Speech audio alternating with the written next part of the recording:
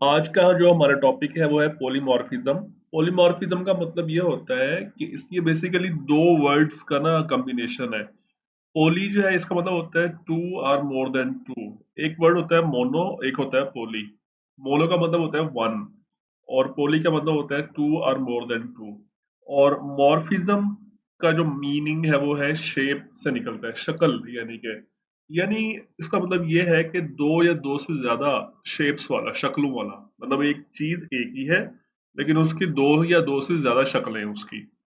तो object oriented programming में इसका मतलब ये होता है कि जब हम एक एंटिटी जो है वो एक से ज्यादा बिहेवियर्स का रिस्पॉन्स दे आपको, एक से ज्यादा बिहेवियर्स दिखाए आपको, तो हम इस फीचर को हम कहते हैं कि दिस इज पॉलीमॉर्फिज्म।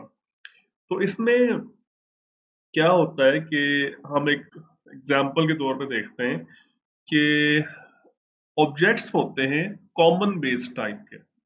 अब बेस टाइप का मतलब आप लोग जानते हैं, ये हम इनहेरिटेंस से पढ़ के आए हैं। जो आपकी पेरेंट क्लास होती है, ये जो जिसको हम कहते हैं सुपर क्लास जो होती है, उसको हम बेस क्लास भी कहते हैं या बेस टाइप भी कहते हैं।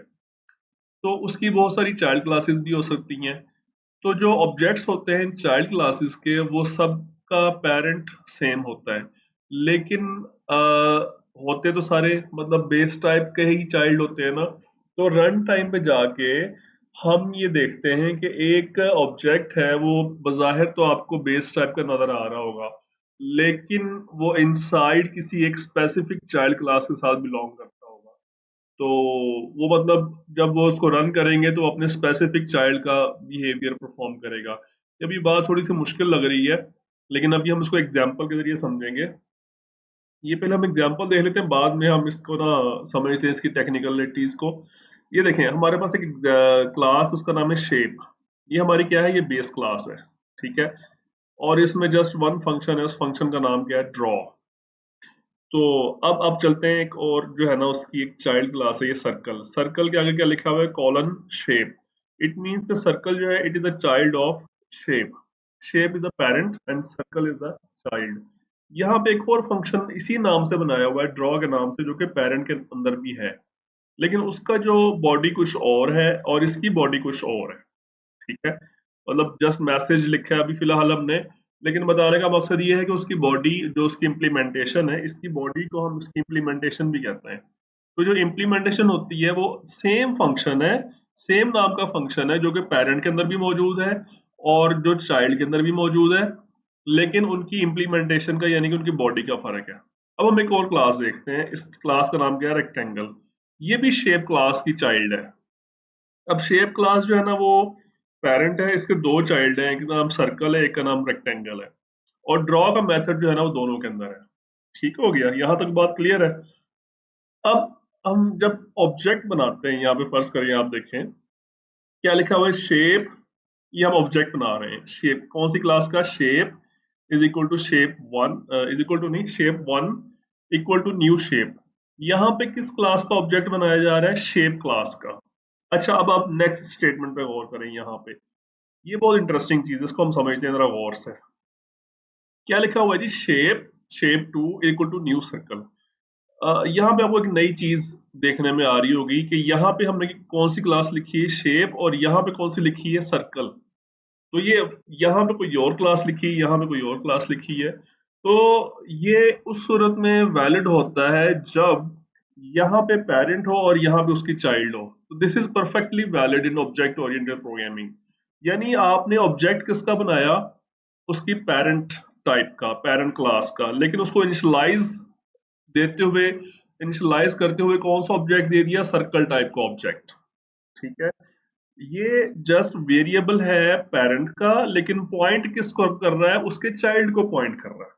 ठीक है। तो this is perfectly valid in object oriented programming, कि जिसमें पेरेंट क्लास का जो वेरिएबल है वो चाइल्ड क्लास के ऑब्जेक्ट को पॉइंट कर सकता है। इसी तरह एक और वेरिएबल है शेप थ्री। ये भी पेरेंट क्लास का वेरिएबल है, लेकिन ये पॉइंट किसको कर रहा है, दूसरी जो चाइल्ड है रेक्टेंगल को, उसको पॉइंट कर रहा है। तो टेक्निकली टेक्निकली या हम कह सकते हैं ऑन पेपर, ये जो तीनों ऑब्जेक्ट्स है ना, ये किस क्लास के हैं, शेप क्लास के हैं। लेकिन ये जो इंटरनली मेमोरी के अंदर जिसको पॉइंट कर रहे हैं, वो तीनों ऑब्जेक्ट्स क्या है, डिफरेंट है।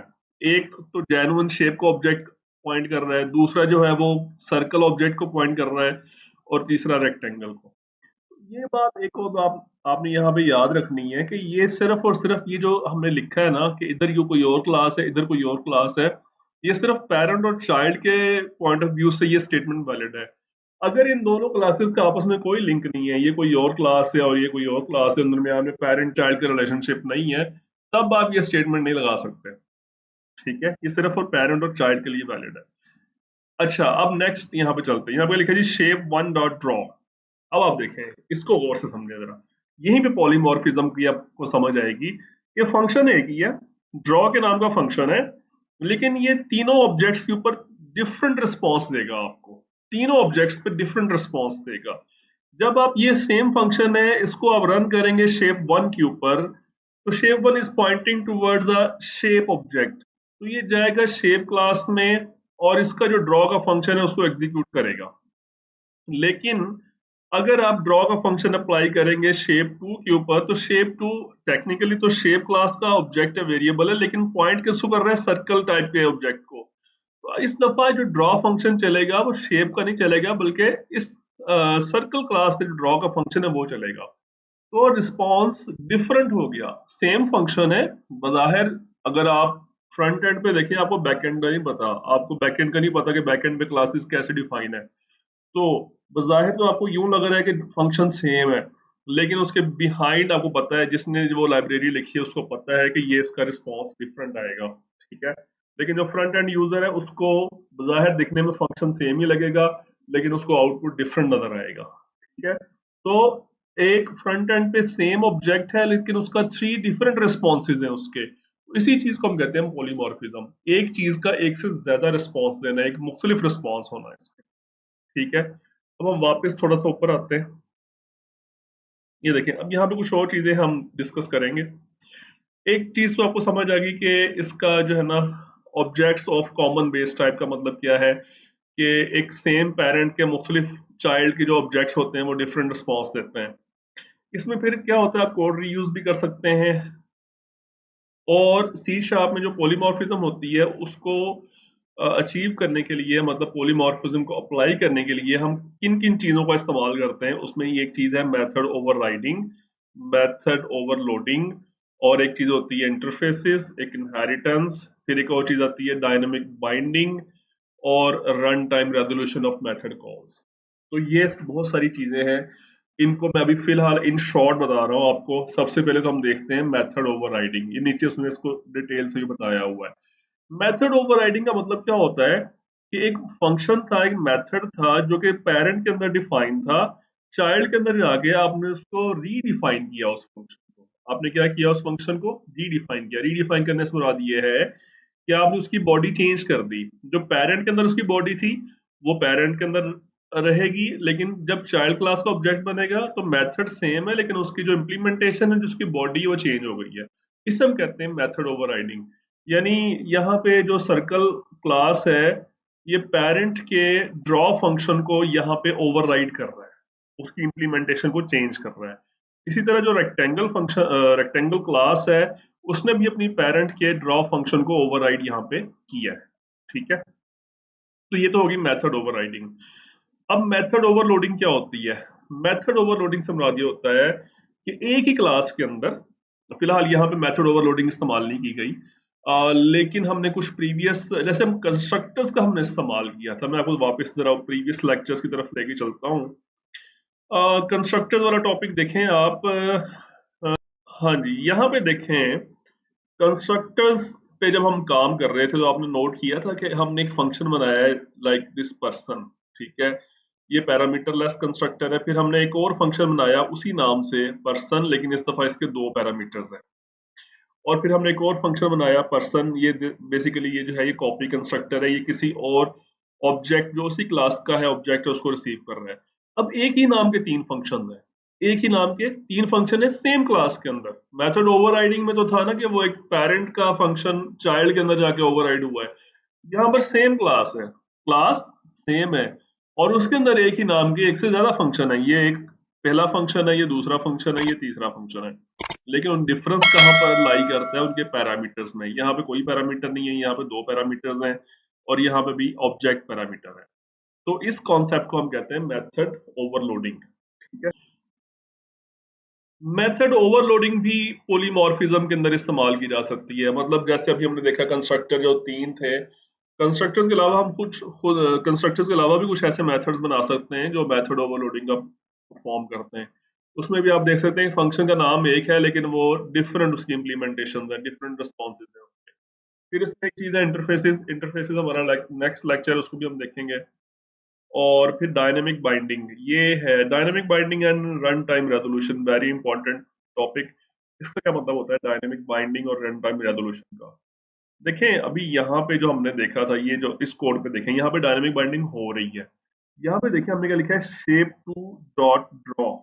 ठीक है, अब देखें यहाँ पे शेप टू बेसिकली किस टाइप का है? शेप क्लास का वेरिएबल है, लेकिन पॉइंट किसको कर रहा है? सर्कल को।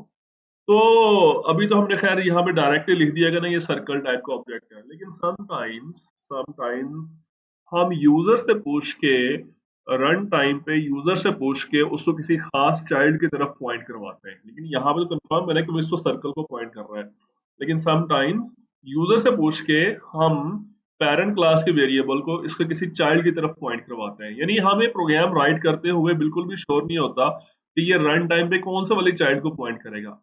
इसको हम कहते हैं रन टाइम बाइंडिंग, कि जब हमें एक क्लास के वेरिएबल को आइडिया ही नहीं होता कि ये किस चाइल्ड ऑब्जेक्ट की तरफ रन टाइम भी जाके पॉइंट करेगा। तो बेसिकली यहाँ पे रन टाइम बाइंडिंग भी हो रही है, इसको लेट बाइंडिंग भी कहते हैं, रन टाइम बाइंडिंग भी कहते हैं। और जब आपको कंफर्म हो, दो वर्ड्स यहाँ पे यूज होते हैं, एक होती है लेट बाइंडिंग और एक होती है अर्ली बाइंडिंग। लेट बाइंडिंग, ये आपके सामने लेट बाइंडिंग ही हो रही है, यानी उसको नहीं पता कि रन टाइम पे वो किस चाइल्ड की तरफ पॉइंट करेगा। लेकिन जब आप स्पेसिफिकली किसी क्लास का ऑब्जेक्ट कॉल करते हैं, आपको कंफर्म होता है इसने इसी क्लास के ऑब्जेक्ट को के मेथड को कॉल करना है, तो वो अर्ली बाइंडिंग होती है। अभी तक तो इससे पहले जितने भी काम किया वो सारी अर्ली बाइंडिंग की थी, ये फर्स्ट टाइम आप लेट बाइंडिंग देख रहे हैं। ठीक है, तो ये है जी आपका पॉलीमॉर्फिज्म का टॉपिक। इसमें कोई क्वेश्चन है तो आप मुझसे पूछ सकते हैं जी। Thank you.